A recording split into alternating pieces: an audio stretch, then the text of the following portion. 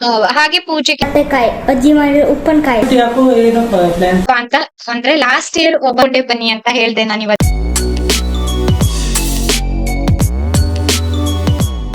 Hello ಸ್ನೇಹಿತರೆ, welcome back to my channel. ಗುರುವಾರದ vlog ಇದು.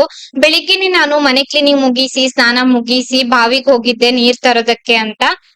ಹಾಗೆ ಪೂಜೆಗೆ ಈ ತುಳಸಿ ಬೇಕಿತ್ತು ನನ್ಗೆ, ತುಳಸಿ ಕೂಡ ತಗೊಂಡ್ ಬಂದೆ. ಡ್ರಮ್ ಎಲ್ಲ ತೊಳ್ದಿಟ್ಬಿಟ್ಟು ಹೋಗಿದ್ದೆ, ಡ್ರಮ್ಮಿಗೆ ನೀರ್ ಹಾಕಿದ್ದಾಯ್ತು. ಪ್ರತಿದಿನ ಸಾಮಾನ್ಯವಾಗಿ ನನ್ನ ರೂಟೀನ್ ಹೀಗೆ ಇರ್ತದೆ. ಇವತ್ತು ಗುರುವಾರ ಆದ್ರಿಂದ ಮನೆಯಲ್ಲಿ ದೋಸೆ ಇಲ್ಲ, ಹಂಗಾಗಿ ತಿಂಡಿ ಏನ್ ಮಾಡೋದು ಅಂತ ವಿಚಾರ ಮಾಡ್ತಾ ಇದ್ದೆ. ಅಷ್ಟ್ರಲ್ಲಿ ಈ ಗಟ್ಟಿ ಅವಲಕ್ಕಿನ ತೊಳೆದು ನೆನೆ ಹಾಕಿ ನೀರೆಲ್ಲ ಫುಲ್ ಸೋದ್ಸಿ ಇಟ್ಬಿಟ್ ಬಂದೆ. ನಾನ್ ಮತ್ತೆ ದೇವ್ರ ಮನೆಯಲ್ಲಿ ಪೂಜೆಗೆಲ್ಲ ರೆಡಿ ಮಾಡಿ ಹೋಗುವಷ್ಟ್ರಲ್ಲಿ ಅವಲಕ್ಕಿ ಸರಿ ಹೋಗಿರ್ತದೆ, ಅದು ನಂತರ ಒಗ್ಗರಣೆ ಮಾಡ್ಬಹುದು ಅಂತ. ಹಂಗೆ ದೇವ್ರ ಮನೆಗ್ ಬಂದೆ ನಾನು. ಹೂವ ಎಲ್ಲ ತೆಗ್ದು ದೇವ್ರ ಫೋಟೋ ಎಲ್ಲ ಒರೆಸಿ ದೇವ್ರ ಪಾತ್ರೆ ಎಲ್ಲ ತೊಳೆದು ಪೂಜೆಗೆ ರೆಡಿ ಮಾಡ್ಕೊಂಡೆ. ನಂತರ ಇಲ್ಲಿ ಬಾಗ್ಲಿಗೆ ರಂಗೋಲಿ ಹಾಕೋದಕ್ಕೆ ಅಂತ ಬಂದಿದ್ದೆ. ರಂಗೋಲಿ ಎಲ್ಲ ಹಾಕಿ ಅರಿಶಿನ ಕುಂಕುಮ ಎಲ್ಲ ಇಟ್ಟು ಹೂವ ಇಟ್ಬಿಟ್ ಬಂದೆ. ಇವಾಗ ದೇವ್ರಿಗೆಲ್ಲ ಹೂವ ಮುಡಿಸ್ತಾ ಇದ್ದೀನಿ. ಹೂವ ತುಳಸಿ ಎಲ್ಲ ಹಾಕಿದ್ದಾಯ್ತು. ಗುರುವಾರ ಅಂತಂದ್ರೇನೆ ನನ್ಗೇನೋ ಒಂಥರ ಸ್ಪೆಷಲ್, ಏನೋ ಒಂಥರ ಅವತ್ತಿನ ದಿನ ನನ್ಗೆ ಪ್ರತಿ ಗುರುವಾರನು ಒಂಥರ ಹಬ್ಬದ ತರ ಫೀಲ್ ಆಗ್ತದೆ ಬೆಳಿಗ್ಗೆನೆ. ಅದ್ ಯಾಕೆ ಅಂತ ನನಗ್ ಗೊತ್ತಿಲ್ಲ. ನನ್ ಮದ್ವೆ ಆಗಿ 10 ವರ್ಷ ಆಯ್ತು, ಪ್ರತಿ ದಿನಾನು ನನ್ ಗುರುವಾರ ಹೀಗೆ ಅನ್ಸ್ತದೆ. ಹಂಗೇನೆ ಪೂಜೆಗೆಲ್ಲ ರೆಡಿ ಮಾಡ್ದೆ, ಧೂಪ ದೀಪ ಎಲ್ಲ ಹಾಕಿದೀನಿ. ಇನ್ನ ನಮ್ಮನೆಯವ್ರು ಬಂದು ಆರತಿ ಮಾಡ್ತಾರೆ. ದೇವರಿಗೆ ಅರಿಶಿನ ಕುಂಕುಮ ಎಲ್ಲ ಹಾಕಿದೀನಿ. ಸಿಂಪಲ್ ಆಗಿ ಪೂಜೆಗೆ ರೆಡಿ ಮಾಡಿದೀನಿ. ಇನ್ನ ನಾನು ಕಿಚನ್ಗೆ ಬಂದೆ. ವಾರ ಆದ್ರಿಂದ ಸ್ಟೋವ್ಗೂ ಕೂಡ ಅರಿಶಿನ ಕುಂಕುಮ ಎಲ್ಲ ಇಡ್ತೀನಿ ಪ್ರತಿ ಗುರುವಾರ. ಕೆಲವೊಂದ್ ಗುರುವಾರ ನನ್ಗೆ ನೆನಪೇ ಇರೋದಿಲ್ಲ, ಕೆಲವೊಂದ್ ಗುರುವಾರ ಇಡ್ತೀನಿ ಈ ತರ. ಇನ್ನ ಒಗ್ಗರಣೆ ಮಾಡ್ಕೊಳ್ತಾ ಇದ್ದೀನಿ. ಹಾಗೆ ಪಕ್ಕದಲ್ಲಿ ಹಾಲ್ ಕೂಡ ಕಾಯಿಸೋದಕ್ಕೆ ಇಟ್ಟಿದ್ದೀನಿ. ನಾನು ತುಂಬಾ ಸಿಂಪಲ್ ಆಗಿ ಮಾಡುವಂತದ್ದು ಈ ಗಟ್ಟಿ ಅವಲಕ್ಕಿ ಒಗ್ಗರಣೆನ. ನಾನ್ ಸ್ವಲ್ಪ ಕೈನಲ್ಲೇ ಈ ತರ ಉದ್ರುದ್ರಾಗಿ ಮಾಡ್ಕೊಂಡೆ. ಹಂಗೆ ಹಾಕ್ದ್ರೆ ಅದು ಉಂಡೆ ಉಂಡೆ ತರ ಹಂಗೆ ಇಟ್ಬಿಡ್ತದೆ ಅವಲಕ್ಕಿ. ಹಂಗಾಗಿ ಟೊಮೆಟೊ ಇನ್ನ ಈ ಕೊತ್ತಂಬರಿ ಸೊಪ್ಪು ಕಡ್ಲೆ ಬೀಜ ಅಂತದೇನು ಹಾಕೋದಿಲ್ಲ. ಅಷ್ಟ್ರಲ್ಲಿ ನಮ್ಮನೆಯವ್ರು ಕರೆದ್ರು, ದೇವ್ರ ಪೂಜೆ ಮಾಡ್ತಾ ಇದ್ದೀನಿ ಬಾ ಆರ್ತಿ ತಗೋ ಅಂತ. ಆರ್ತಿ ತಗೊಂಡಿದ್ದಾಯ್ತು. ದೇವ್ರಿಗೆ ಕೈ ಮುಗ್ದು ಹಂಗೆ ನಮಸ್ಕಾರ ಮಾಡಿ ಮತ್ತೆ ಕಿಚನ್ಗೆ ಬಂದೆ. ಒಂದ್ ಕಡೆ ನಾನು ಟೀ ರೆಡಿ ಮಾಡ್ಕೊಳ್ತಾ ಇದ್ದೆ, ಇನ್ನ ಒಂದ್ ಕಡೆ ಅವಲಕ್ಕಿ ಒಗ್ಗರಣೆ ಕೂಡ ಆಗಿತ್ತು. ನನ್ಗೇನ್ ತೀರಾ ಇಷ್ಟ ಅಂತ ಅಲ್ಲ, ನನ್ಗೆ ಗುರುವಾರದ ದಿನ ಒಂದಿನ ಬೆಳಿಗ್ಗೆ ತಿಂಡಿ ಏನ್ ಮಾಡೋದು ಅನ್ನೋದೇ ಚಿಂತೆ ಆಗಿರ್ತದೆ. ಉಪ್ಪಿಟ್ಟು ಈ ತರ ಗಟ್ಟಿ ಅವಲಕ್ಕಿ ಒಗ್ಗರಣೆ ಅಥವಾ ಅವಲಕ್ಕಿ ಈ ತರ ಏನಾದ್ರೂ ಮಾಡ್ಕೊಳ್ತೀನಿ ಬೆಳಿಗ್ಗೆ ತಿಂಡಿ. ಸ್ವಲ್ಪನೇ ಮಾಡಿದೀನಿ, ಏನಕ್ಕೆ ಅಂತಂದ್ರೆ ನಮ್ಮ ಮನೆಯಲ್ಲಿ ಖಾಲಿ ಆಗೋದಿಲ್ಲ. ದೇವ್ರ ಪೂಜೆ ಆಗಿದ ನಂತರ ದೇವ್ರ ಮನೆ ಹೀಗ್ ಕಾಣಿಸ್ತಾ ಇತ್ತು. ಒಂದು ಕ್ಲಿಪ್ಪಿಂಗ್ ತಗೊಂಡಿದ್ದೆ. ಇನ್ನ ತಿಂಡಿ ತಿನ್ನೋ ಸಮಯ. ನಮ್ಮ ಮನೆಯವರಿಗೂ ಕೂಡ ತಿಂಡಿ ಹಾಕೊಡ್ತಾ ಇದ್ದೀನಿ. ಹಂಗೆ ನಾನು ಕೂತ್ಕೊಂಡು ತಿಂಡಿ ತಿಂದಿದ್ದಾಯ್ತು. ಬೆಳಿಗ್ಗೆನೆ ಗೋಧಿ ಹಿಟ್ಟು ಮತ್ತೆ ರಾಗಿ ಹಿಟ್ಟು ಜರಡಿ ಹಿಡಿಯೋಣ ಅಂತ ಕುಂತಿದ್ದೆ. ನಿನ್ನೆ ದಿನ ಇದು ಮಿಲ್ಲಿಂದ ತಂದಿದ್ದಾಗಿತ್ತು. ಸಾಮಾನ್ಯವಾಗಿ ನಾನು ಈ ಗೋಧಿ ಹಿಟ್ಟು ರಾಗಿ ಹಿಟ್ಟು ಯಾವ್ದನ್ನು ಹಂಗೆ ಬಳಸೋದಿಲ್ಲ. ಮುಂಚೆಲ್ಲ ಪ್ಯಾಕೆಟ್ ತರಿಸ್ತಾ ಇದ್ದೆ. ಇವಾಗ ಮಿಲ್ಲಿಗೆ ಹೋದ್ರೆ ಅವರು ಮಿಲ್ಲಲ್ಲಿ ಹಾಕೊಡ್ತಾರೆ ಗೋಧಿ ಹಿಟ್ಟು ರಾಗಿ ಹಿಟ್ಟೆಲ್ಲಾನು. ಮನೆಗ್ ತಂದ್ಕೊಂಡು ನಾನು ಒಮ್ಮೆ ಜರಡಿ ಹಿಡ್ಕೊಳ್ತೀನಿ. ಮೊದ್ಲಿಗೆ ನಾನು ರಾಗಿ ಹಿಟ್ಟನ್ನ ಜರಡಿ ಹಿಡ್ದೆ, ನಂತರ ಗೋಧಿ ಹಿಟ್ಟನ್ನ ಹಂಗೆ ಜರಡಿ ಹಿಡ್ಕೊಂಡೆ. ರಾಗಿ ಹಿಟ್ಟಲ್ಲಿ ಏನು ಸಿಗೋದಿಲ್ಲ, ಗೋಧಿ ಹಿಟ್ಟಲ್ಲಾದ್ರೆ ಸ್ವಲ್ಪ ಈ ಗೋಧಿದು ತರ್ತರಿ ಎಲ್ಲ ಸಿಗ್ತದೆ. ಗೋಧಿ ಹಿಟ್ಟು ಕೂಡ ಜರಡಿ ಹಿಡ್ದಿದ್ದಾಯ್ತು. ಒಂದು ಡಬ್ಬಕ್ ಹಾಕಿ ಎತ್ತಿಡ್ತಾ ಇದ್ದೀನಿ.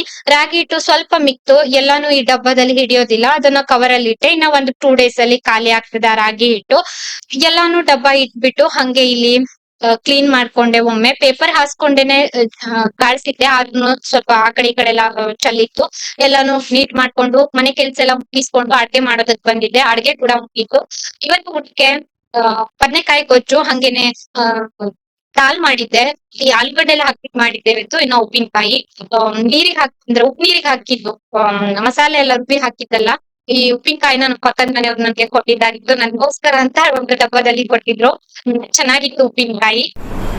ಹಾಯ್ ಬಾಯ್ ಕತ್ತೆಕಾಯಿ ಅಜ್ಜಿ ಮಾಡಿರೋ ಉಪ್ಪಿನಕಾಯಿ. ಎಲ್ಲ ಹೊರಟ್ರಿ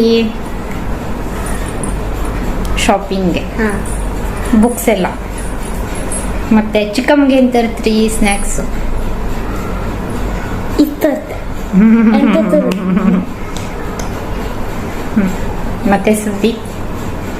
ನಿಮಗೆ ಎಷ್ಟನೇ ಕ್ಲಾಸು?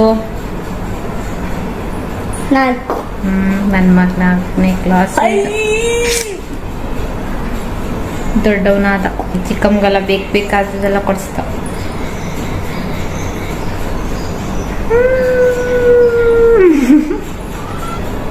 ಮೈ ಕರಿತಿದ್ದೇನೆ, ದಡ ಬರ್ಲಿಲ್ಲ. ಬಟ್ಟೆ ಎಲ್ಲ ಫೋಲ್ಡ್ ಮಾಡಿ ಎತ್ತಿಡೋಣ ಅಂತ ಬಂದೆ. ಇವತ್ತು ಒಂದೆರಡು ಬೆಡ್ಶೀಟ್ ಇತ್ತು, ನಿನ್ನೆ ವಾಶ್ ಮಾಡಿದ್ದಾಗಿತ್ತು, ಒಣಗಿರ್ಲಿಲ್ಲ. ಇವತ್ತು ಮತ್ತೆ ಬಿಸಿಲಿಗೆ ಹಾಕಿ ಎಲ್ಲಾನು ಫೋಲ್ಡ್ ಮಾಡಿ ಎತ್ತಿ ಗೋದ್ರೇಜ್ ಕಪಾಟಲ್ಲಿ ಇಟ್ಟಿದ್ದಾಯ್ತು. ನಮ್ಮನೆಯವರು ಅಷ್ಟರಲ್ಲಿ ಬಂದ್ರು, ನಾನ್ ದೇವಸ್ಥಾನಕ್ಕೆ ಹೋಗ್ತೀನಿ ಅಂತ, ಕಿರು ಮಂತ್ರಾಲಯಕ್ಕೆ ಹೋಗ್ತೀನಿ ಅಂತ. ಸಂಜೆ 5:45 ಎಲ್ಲಿ ಹೊರಟ್ರಿ? ಕಿರು ಮಂತ್ರಾಲಯ. ವಿಡಿಯೋ ಮಾಡ್ಕೊಂಡು ಬನ್ನಿ. ತುಂಬಾ ದಿನದಿಂದ ನನ್ನ ಆಸೆ ಆಗಿತ್ತು ಕಿರು ಮಂತ್ರಾಲಯಕ್ಕೆ ಹೋಗ್ಬೇಕು ಅಂತ. ಹೋಗೋದಕ್ಕಾಗ್ಲಿಲ್ಲ. ಮರು ಪ್ರತಿಷ್ಠಾಪನೆ ಆದ್ಮೇಲೆ ನಾನು ಹೋಗೇ ಇಲ್ಲ. ನಮ್ಮನೆಯವರು ಇದ್ದು 2ನೇ ಬಾರಿ ಹೋಗ್ತಾ ಇರೋದು. ಇವತ್ತೊಂದು ಏನೋ ಒಂದು ಕೆಲಸ ಆಗಿತ್ತು. ಅಂದ್ರೆ ಏನೋ ಹೋಗೋಕೆ 2 ದಿನ ಮುಂಚೆ ಪ್ಲಾನ್ ಮಾಡಿದ್ವಿ, ಆದ್ರೆ ಕರೆಕ್ಟ್ ಯಾಕೋ ಏನೋ ಪ್ಲಾನ್ ಪ್ರಕಾರ ಆಗ್ತಾ ಇದೆ. ಅಂದ್ರೆ ಇವತ್ತೊಂದು ಒಂದು ಕೆಲಸ ಆಗಿತ್ತು. ದೇವ್ರಿಗೆ ಕಾಣಿಕೆ ಹಾಕಿ ಕೈ ಮುಗಿದು ರಾಯರ ಆಶೀರ್ವಾದ ತಗೊಂಡು ಬನ್ನಿ ಅಂತ ನಮ್ಮನೆಯವ್ರಿಗೆ ಹೇಳಿದ್ದೀನಿ. ಇವತ್ತು ಗುರುವಾರ, ಅಂದ್ರೆ ಗುರುವಾರ ಅಂತಂದ್ರೇನೆ ನನ್ಗೇನೋ ಒಂಥರ ಸ್ಪೆಷಲ್ಲು. ನಾವು ಹೋಗ್ತಾ ಇರೋದು ಬೈಂದೂರಲ್ಲಿ ಕಿರು ಮಂತ್ರಾಲಯ ಇದೆ. ವಿಡಿಯೋ ಮಾಡ್ಕೊಂಡು ಬಾಯ್ ಬಾಯ್ ಬಾಯ್. ನಿಧಾನ ಹೋಗಿ ನಿಧಾನ ವಿಡಿಯೋಸ್ ನಂದು ಮಿನಿ ಬ್ಲಾಗ್ ಮಾಡ್ತೇನೆ, ನೋಡಿ. ಇನ್ಸ್ಟಾಗ್ರಾಮಲ್ಲಿ ನೋಡಿ. ಬಾಯ್. ಯೂಟ್ಯೂಬ್ ಕ್ಲಿಪ್ಪಿಂಗ್ ಮಾಡ್ಕೊಂಡು ಹೋಗ್ಬೇಕು. ಸ್ವಲ್ಪ ಒಂದು ಕ್ಲಿಪ್ಪಿಂಗ್. ನಿಧಾನ ಹೋಗಿ ನಿಧಾನ ಬಂದು. ಸರಿ ಬಾಯ್. ನೀರು ಕೊಡ್ಕೊಂಡು ಬರೋಕ್ಕಂತ 10 ಆಗ್ಬೋದು. ಯಾಕೆ ಲೇಟಾ? ಹೋಗೋಕೆ 1.5 ತಾಸು, 1 ತಾಸು. ಬರೋಕೆ 1 ತಾಸು. ಸರಿ. ಸ್ವಲ್ಪ ಹೊತ್ತಲ್ಲಿ ಕೂಡಬೇಡ. ಇಲ್ಲ ತಿಂಡಿ ತಿಂದಿರ್ತೆ ಹಂಗಾದ್ರೆ, ತಿಂಡಿ ಮಾಡ್ಕೊಂಡು. ಸರಿ, ಬೇಗ ಬನ್ನಿ. ಬಾಯ್. ಚಿಕ್ಕ ನಾನು ನಿಂಗೆ ಒಂದು ಸಾಂಗ್ ಹೇಳ. ನೀನು ಚಿಕ್ಕಮ್ಮ ಅಂದ್ರೆ ಎಷ್ಟು ಪ್ರೀತಿ? ತಡಿಯೋ ಮೊನ್ನೆ ಎಂತ್ಕೊಂಡು ನಂಗೆ ಹೇಳ್ಬಿಟ್ಟಿರ್ಬೇಕು. ನಾನು ಅಲ್ಲ ಹೇಳೋದ್ರು ನಾನು ಬತ್ತೆ ಅಂತ ನಾ ಇಂತ ಮಾಡ್ಲಿ. ಇಡ್ಲಿ ಮಾಡೋದಕ್ಕೆ ಅಂತ ನಾನು ಉದ್ದಿನ ಹಿಟ್ಟನ್ನ ರುಬ್ಬಿಟ್ಕೊಂಡಿದ್ದೆ. 1 ಲೋಟದಷ್ಟು, ಚಿಕ್ಕ ಲೋಟದಲ್ಲಿ 1 ಲೋಟದಷ್ಟು ನಾನು ಉದ್ದಿನ ಬೇಳೆನ ನೆನೆ ಹಾಕಿದ್ದೆ. ಅದಕ್ಕೆ ನಾನು ಇಲ್ಲಿ 2.5 ಲೋಟದಷ್ಟು ಅಕ್ಕಿ ರವನ್ನ ತೆಕ್ಕೊಂಡಿದೀನಿ. ಈ ಅಕ್ಕಿ ರವನ್ನ ನಾನು ಮಿಲ್ಲಲ್ಲಿ ಮಾಡಿಸ್ಕೊಂಡಿರುವಂತದ್ದು. ಅಕ್ಕಿನ ಚೆನ್ನಾಗಿ ತೊಳೆದು ಬಿಸಿಲಿಗೆ ಒಣಗಿಸಿ ಇಡ್ಲಿ ರವ ಮಾಡ್ಕೊಡಿ ಅಂತಂದ್ರೆ ಮಾಡ್ಕೊಡ್ತಾರೆ. ನಾನು ಸಾಮಾನ್ಯವಾಗಿ ಇಡ್ಲಿ ಮಾಡೋದು ಹಿಂಗೇನೆ. ಉದ್ದಿನ ಹಿಟ್ಟನ್ನ ರುಬ್ಬಿಟ್ಕೊಳ್ತೀವಿ. 1 ಕಪ್ ನೀವು ಉದ್ದಿನ ಬೇಳೆ ಹಾಕ್ತೀರಿ ಅಂತಂದ್ರೆ 2 ರಿಂದ 2.5 ಕಪ್ ಅಷ್ಟು ಈ ಅಕ್ಕಿ ರವನ ಹಾಕೊಳ್ಬಹುದು. ಅದಕ್ಕಿಂತ ಜಾಸ್ತಿ ಬೇಡ. ಸ್ವಲ್ಪ ಉಪ್ಪನ್ನ ಮೇಲ್ಗಡೆ ಹಾಕ್ಬಿಟ್ಟು ಮುಚ್ಚಿಡ್ತಾ ಇದ್ದೀನಿ. ಇಡ್ಲಿ ಹಿಟ್ ಕೂಡ ರೆಡಿ ಆಯ್ತು. ಹಾಗೆ ನಾನು ಧಾರಾವಾಹಿ ನೋಡೋದಕ್ಕೆ ಅಂತ ಬಂದೆ. ಕರ್ಣ ಸೀರಿಯಲ್ ನೋಡ್ತಾ ಕುಂತಿದ್ದೆ. ನನ್ಗೆ ಇದೊಂದು ಸೀರಿಯಲ್ ಇಷ್ಟ ಆಗ್ತದೆ. ಎಲ್ಲಾ ದಿನ ನೋಡ್ತೀನಿ ಅಂತಲ್ಲ, ಕೆಲವೊಂದ್ ದಿನ ನೋಡ್ತೀನಿ. ನನ್ಗೆ ಟಿವಿ ಮೇಲೆಲ್ಲ ಅಷ್ಟೊಂದು ಇಂಟ್ರೆಸ್ಟ್ ಇಲ್ಲ, ತುಂಬಾ ಕಡಿಮೆನೆ. ಸುಮ್ಮನೆ ನಮ್ಮ ಮನೆಯಲ್ಲಿ ನಾನು 250 ರೂಪೀಸ್ ಕೊಟ್ಟು ರೀಚಾರ್ಜ್ ಮಾಡ್ಕೊಳ್ಳೋದು. ನಮ್ಮನೆಯವರು ಇವತ್ತು ಕಿರು ಮಂತ್ರಾಲಯ ಹೋಗಿದ್ರು. ನಾನು ವಿಡಿಯೋ ಮಾಡ್ಕೊಂಡ್ ಬನ್ನಿ ಅಂತ ಹೇಳಿದ್ದೆ.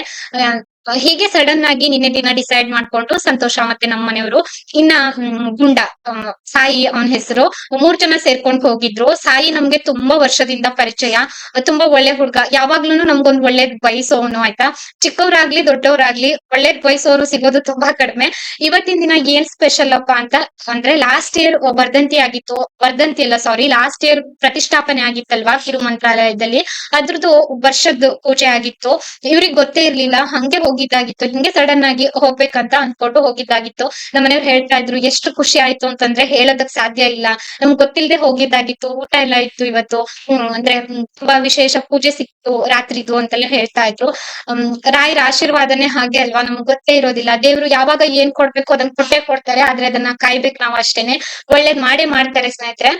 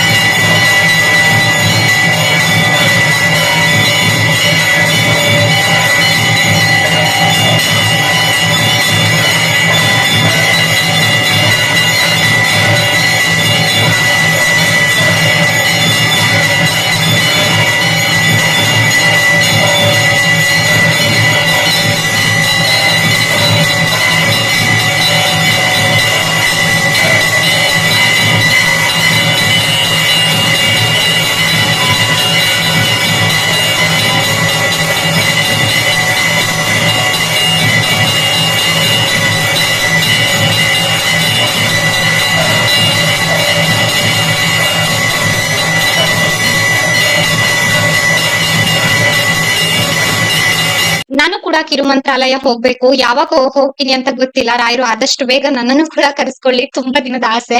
ನಮ್ಮನೆಯವರು ಪೂಜೆ ಎಲ್ಲ ನೋಡ್ಕೊಂಡು ಹಂಗೆ ಊಟಕ್ಕೆ ಹೋದ್ರು. ನಮ್ಮ ಮನೆಯಲ್ಲಿ ಸಾಮಾನ್ಯವಾಗಿ ನಾವು ಗುರುವಾರ ಒಂದು ಹೊತ್ತು ಊಟ ಮಾಡ್ತೀವಿ ಅಲ್ವಾ. ನನ್ಗೆ ಕಾಲ್ ಮಾಡಿದ್ರು, ಪ್ರಸಾದ ಬಿಟ್ಟು ಬರ್ಬೇಡಿ, ನೀವು ಊಟ ಮಾಡ್ಕೊಂಡೇ ಬನ್ನಿ ಅಂತ ಹೇಳ್ದೆ ನಾನು ಇವತ್ತು.